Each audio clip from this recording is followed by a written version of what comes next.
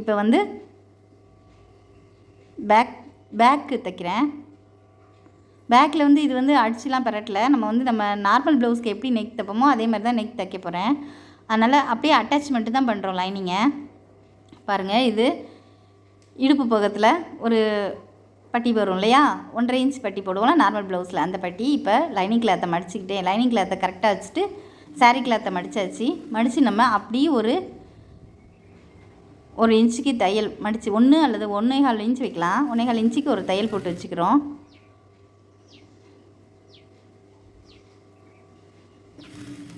அவ்வளோதான்.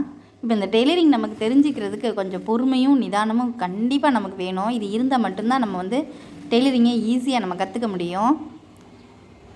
நார்மலாக நம்மளுக்கு பேசிக்காக ஸ்டிச் தெரிஞ்சாலே போதும். நம்ம ஒரு ப்ளவுஸ் தைக்கிறது இதை பார்த்தே நம்ம ஒரு லைனிங் ப்ளவுஸ் அழகாக தைச்சிடலாம். பாருங்கள்,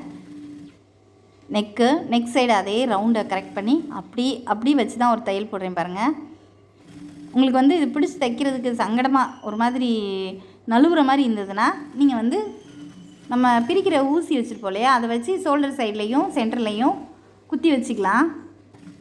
கொஞ்சம் எக்ஸ்பீரியன்ஸ்டு ஆகிட்டோன்னா நமக்கு வந்து அது வந்து தேவை இருக்காது. நம்மளே பிடிச்சிட்டு நல்லா தைச்சிருவோம். பாருங்கள், இப்போ வந்து பேக் தைச்சாச்சு.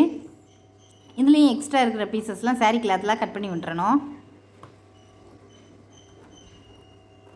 கட் பண்ணும்போது ரொம்ப பார்த்து நிதானமாக கட் பண்ணணும். அப்போ தான் நமக்கு வந்து நெக் சைடு அக்கிள் சைட்லலாம் சிசர் உள்ளே போயிடக்கூடாது.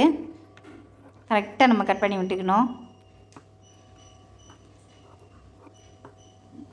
இந்த தையல் மிஷினில் நம்ம உட்காந்துட்டோன்னா நம்ம கவனம் ஃபுல்லும் நம்ம தைக்கிறதுலையும் கட் பண்ணுறதுலையும் தான் இருக்கணும். வேறு எதுவும் நம்ம பண்ணக்கூடாது.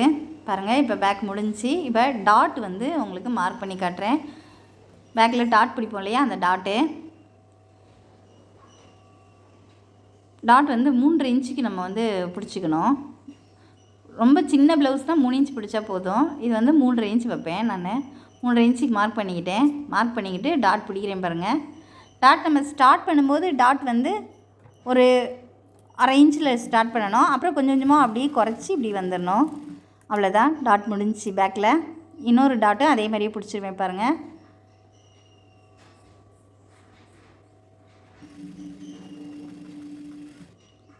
இப்போ இந்த டாட் வந்து நம்ம வந்து பிடிக்கிறது எதுக்குன்னா, நம்ம கிப்போட அந்த சைடில் அந்த இது வந்து நமக்கு அந்த ஒடுக்கமாக வரணும் அப்படிங்கிறதுக்காக இந்த டாட் பிடிச்சோன்னா ப்ளவுஸ் வந்து பின்னாடி நமக்கு தூக்காது. அதுக்காக தான் இந்த டாட் வந்து நம்ம பிடிக்கிறோம். இப்போ பேக் முடிஞ்சிச்சு.